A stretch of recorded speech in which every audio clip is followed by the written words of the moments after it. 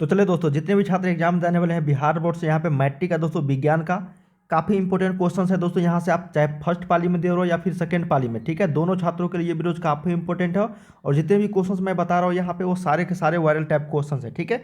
Video को अंत तक सभी देखना, एक एक प्रश्न यहाँ पे इंपॉर्टेंट होगा आप सभी के लिए। प्रश्न संख्या 1 से 80 तक आप लोग को वस्तुनिष्ठ प्रश्न दिए जाएंगे, जिनमें से किन्हीं सिर्फ और सिर्फ 40 प्रश्नों का आप लोग को उत्तर देना पड़ेगा, ठीक है। प्रत्येक प्रश्न के साथ आप लोग को 4 विकल्प दिए जाएंगे, जिनमें से एक सही होगा। अपने द्वारा चुने गए सही विकल्प को ओएमआर शीट पे आप लोग को क्या करना है, इस तरीके से गोला भरना रहेगा, ठीक है। तो चलिए यहाँ पे हम लोग काफ़ी इंपॉर्टेंट वायरल टाइप क्वेश्चंस करते हैं, जो आप सभी के एग्जाम में हूबहू देखने को मिलेंगे यहीं से काफ़ी सारे क्वेश्चंस, ठीक है। चलिए वीडियो को लाइक कर लीजिएगा सभी छात्र, चैनल को सब्सक्राइब कर लीजिएगा, ताकि इसी तरीके से नेक्स्ट वीडियो लेकर आऊँगा नोटिफिकेशन दोस्तों आपको मिल जाया करेगा। तो सभी छात्र चैनल को सब्सक्राइब करके बेल आइकन को प्रेस जरूर कर देना। चलिए बिना किसी तरीके हम लोग स्टार्ट करते हैं, और आंसर की के साथ मैं आप लोग को यहाँ पे एग्जाम में जो है आप लोग को आंसर की देता हूँ यहाँ पे क्वेश्चंस के साथ साथ। तो आप सभी छात्र जो है चैनल को सब्सक्राइब करके बेल आइकन को प्रेस कर देना, ताकि आपको नोटिफिकेशन जो है समय पर मिल जाए। पहला प्रश्न देखते हैं कि पौधों में जनन अंग कहाँ पाया जाता है। देखिए बहुत ही शानदार प्रश्न है। पौधों में जनन अंग जड़ में, पुष्प में, तना में या फिर फल में। तो पुष्प में पाया जाता है। किस में पाया जाता है? पुष्प में। तो ऑप्शन नंबर बी के साथ चलेंगे। पौधों में जनन अंग कहा जाता है? पुष्प में। सेकेंड नंबर प्रश्न है कि प्रकाश संश्लेषण की क्रिया कहाँ पे होती है। तो प्रकाश संश्लेषण की क्रिया जानते होंगे, जंतु में नहीं होती है, कवकों में भी नहीं होती है, परजीवियों में नहीं होती है। ऑप्शन नंबर डी के साथ चले जाएंगे, हरे पौधों में होता है। किसमें? ग्रीन प्लांट्स में, ठीक है, हरे पौधे। चलिए फटाफट हम लोग करते हैं, समय कम है आप लोगों के पास, वीडियो को देखते रहना, ठीक है ना, अंत तक। अगला है कि प्रकाश संश्लेषण क्रिया में ऑक्सीजन किस से बाहर निकलता है। तो प्रकाश संश्लेषण क्रिया में जो ऑक्सीजन बाहर निकलता है वो H2O से निकलता है। H2O का मतलब यहाँ पे जल से, वाटर से निकलता है। तो ऑप्शन नंबर क्या हो जाएगा यहाँ पे? 3 का ए। फोर्थ नंबर देखते हैं, कहा गया है कि जठर ग्रंथियाँ कहाँ पाई जाती है। तो देखिए जठर ग्रंथियाँ कहाँ पाई जाती है, तो इसका सही उत्तर हो जाएगा आमाशय में। क्या हो जाएगा? आमाशय। ऑप्शन नंबर बी के साथ चलेंगे। पांचवा नंबर है कि ग्लाइकोलिसिस की प्रक्रिया संपन्न कहाँ होती है। देखिए ग्लाइकोलिसिस की जो प्रक्रिया संपन्न होती है, ये संपन्न होती है आपका कोशिका द्रव में। कहाँ पे? कोशिका द्रव में। ऑप्शन नंबर 5 का डी। 6 नंबर है कि इथाइल अल्कोहल किस प्रकार के शोषण से बनता है। तो देखिए इथाइल अल्कोहल जो बनता है ये अवायवीय शोषण से। किस प्रकार के शोषण से? तो अवायवीय मतलब एनेरोबिक। ऑप्शन नंबर बी सही उत्तर हो जाएगी। अगला यहाँ पे कि सबसे छोटी अंतःस्रावी ग्रंथि कौन है। तो देखिए सबसे छोटी अंतःस्रावी ग्रंथि की अगर बात करेंगे तो पिट्यूटरी हो जाएगा। क्या हो जाएगा? पिट्यूटरी। ऑप्शन नंबर 7 का बी। 8 नंबर है यहाँ पे कि पौधों के वायवीय भागों से जल के ह्रास की क्रिया कहलाती है। देखिए पौधों के वायवीय भागों से जल के ह्रास की जो क्रिया कहलाती है उसको हम लोग बोलते हैं वाष्प उत्सर्जन। क्या बोलते हैं? वाष्प उत्सर्जन। नेक्स्ट प्रश्न देखते हैं, कहा गया है कि घेंघा रोग पनपता है। देखिए घेंघा रोग जो पनपता है किससे पनपता है। देखिए घेंघा रोग की अगर बात करेंगे दोस्तों हम लोग, तो घेंघा रोग पनपता है आपका आयोडीन की कमी से। किससे? आयोडीन की कमी से। तो 9 का सही उत्तर सी हो जाएगा। अगला देखते हैं, यहाँ पे कहा गया कि रक्त में हल्के पीले रंग के चिपचिपे द्रव को क्या कहते हैं। तो रक्त में हल्के पीले रंग के चिपचिपे द्रव को हम लोग बोलते हैं प्लाज्मा। क्या बोलते हैं? प्लाज्मा। ऑप्शन नंबर यहाँ पे 10 का ए सही उत्तर हो जाएगा। 11 नंबर देखते हैं, थोड़ा सा फास्ट कर रहे हैं, ठीक है ना, समय कम है, आप लोगों को ज़्यादा ज़्यादा प्रैक्टिस सेट कीजिए। रक्तचाप मापने के उपकरण को क्या कहते हैं। पहली और दोनों पाली दोनों छात्रों के लिए काफ़ी शानदार यहाँ पे क्वेश्चन हम लोग लेकर आ रहे हैं, ठीक है ना। रक्तचाप मापने के, देखिए ब्लड प्रेशर को मापने का हम लोग स्फिग्मोमीटर बोलते हैं। ऑप्शन नंबर डी के साथ चलेंगे, याद रखिएगा। अगला है कि वाष्पोत्सर्जन की क्रिया किस में होती है। तो वाष्पोत्सर्जन की जो क्रिया होती है वो आपका सिर्फ और सिर्फ पौधों में होती है। किस में होती है? पौधों में, प्लांट्स में। Option number B. अगला प्रश्न है 13 नंबर की, निम्नलिखित में से किस में खुला परिसंचरण तंत्र पाया जाता है। तो खुला परिसंचरण तंत्र पाया जाता है तिलचट्टा में। किस में? तिलचट्टा में। ऑप्शन नंबर 13 का सी। 14 नंबर देखते हैं, कॉकरोच बोलते हैं उसको इंग्लिश में। रक्त क्या है। तो रक्त एक दोस्तों उत्तक है, पदार्थ है या फिर कोशिका है। तो रक्त एक टिश्यू है। क्या है? उत्तक है। Option number B. अगला देखते हैं, यहाँ पे नेक्स्ट प्रश्न देखते हैं कि मूत्र का पीला रंग किस वर्ण के कारण होता है। देखिए मूत्र का जो पीला रंग होता है वो यूरोक्रोम के कारण होता है। तो 15 का सही उत्तर क्या जाएगा यहाँ पे? सी। चलिए 16 नंबर देखते हैं, कहा गया है कि निम्नलिखित में से कौन एक उभयलिंगी जंतु है। तो उभयलिंगी जंतु केंचुआ हो जाएगा। क्या हो जाएगा? केंचुआ। ऑप्शन नंबर डी के साथ चलेंगे, केंचुआ।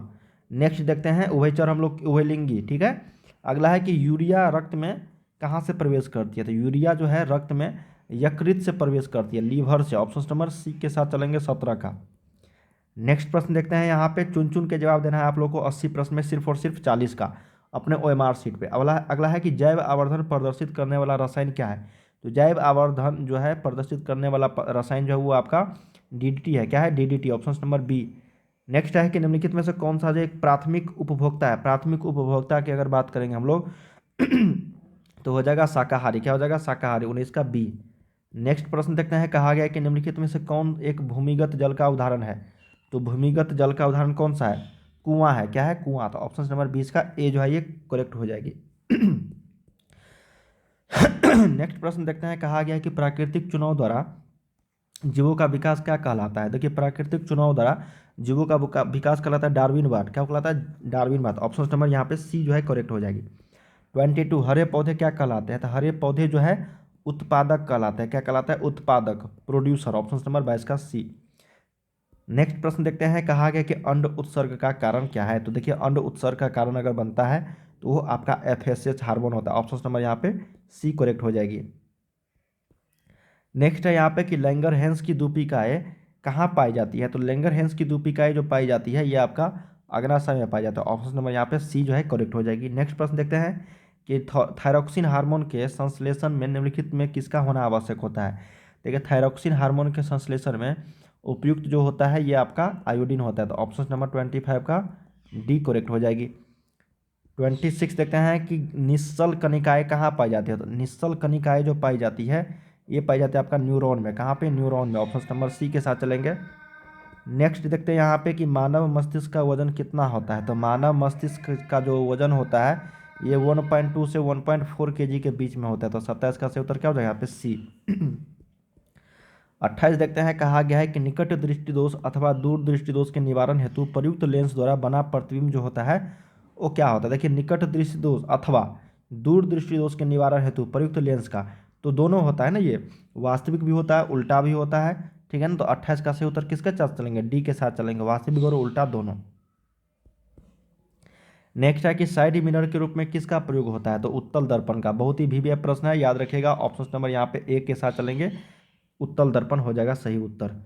चलिए नेक्स्ट प्रश्न देखते हैं, कहा गया है 30 नंबर के अवतल लेंस द्वारा प्राप्त प्रतिबिंब जो होता है क्या होता है। देखिए, अवतल लेंस द्वारा प्राप्त प्रतिबिंब को हम लोग बोलते हैं आभासी, सीधा, छोटा। इनमें से सभी हो जाएगा। ऑप्शन नंबर यहाँ पे 30 का डी राइट हो जाएगा। 31 है कि ऊर्जा का ऐसा मात्रक। देखिए, ऊर्जा का ऐसा मात्रक पूछा जाएगा तो जूल होता है, ठीक है ना। और ऊर्जा का व्यवहारिक मात्रक इलेक्ट्रॉन वोल्ट होता है, किलोवाट घंटा होता है।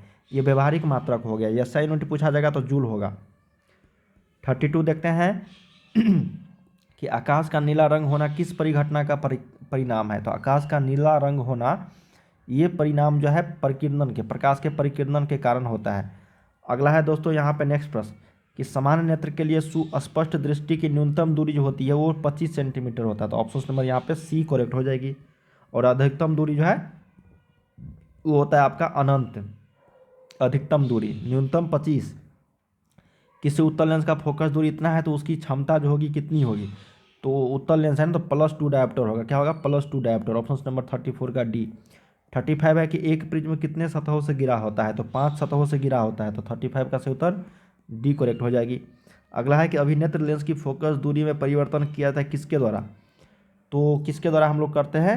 सही उत्तर हो जाएगा पक्षमाभी पेशियों द्वारा। किसके द्वारा? पक्षमाभी पेशियों द्वारा, ठीक है ना, सिलेरी मसल्स के द्वारा। अगला है कि प्रकाश के परावर्तन के कितने नियम है। प्रकाश के परावर्तन और अपवर्तन के दोनों दो नियम है, ठीक है ना। प्रकाश के परावर्तन के भी 2 नियम और आपका अपवर्तन के भी कितने नियम? 2 नियम, ठीक है। ऑप्शन नंबर बी हो जाएगा। अगला है कि फोटोग्राफी कैमरा का अभिदृश्यक दृश्य जो होता है क्या होता है। देखिए, फोटोग्राफी कैमरा का अभिदृश्यक जो होता है ये आपका दोस्तों सही उत्तर हो जाएगा उत्तल लेंस होता है। ऑप्शन नंबर 38 का ए। 39 है कि यदि एक किरण अवतल दर्पण पर लंबवत आपतित होता है तो परावर्तन के बाद किरण किस बिंदु से होकर गुजरेगी। काफ़ी शानदार प्रश्न है। तो ये गुजरेगा आपका किस से होके? तो फोकस से होके। ऑप्शन नंबर 39 का ए। नेक्स्ट देते हैं यहाँ पे 40 नंबर। कहा गया है आपका कि यदि एक प्रिज्म से एक वर्णीय किरण गुजरे तो इसका नहीं होगा। क्या नहीं होगा? अपवर्तन, विचलन या वर्ण विक्षेपण। तो 40 का सही उत्तर हो जाएगा वर्ण विक्षेपण। Option number B. चलिए अब हम लोग यहाँ पे लघु उत्तरीय प्रश्न देखते हैं। देखिए, लघु उत्तरीय प्रश्न की बात करें तो फिजिक्स, केमिस्ट्री, बायोलॉजी के अलग अलग यहाँ पे क्वेश्चन पूछ जाते हैं। Total 8 question.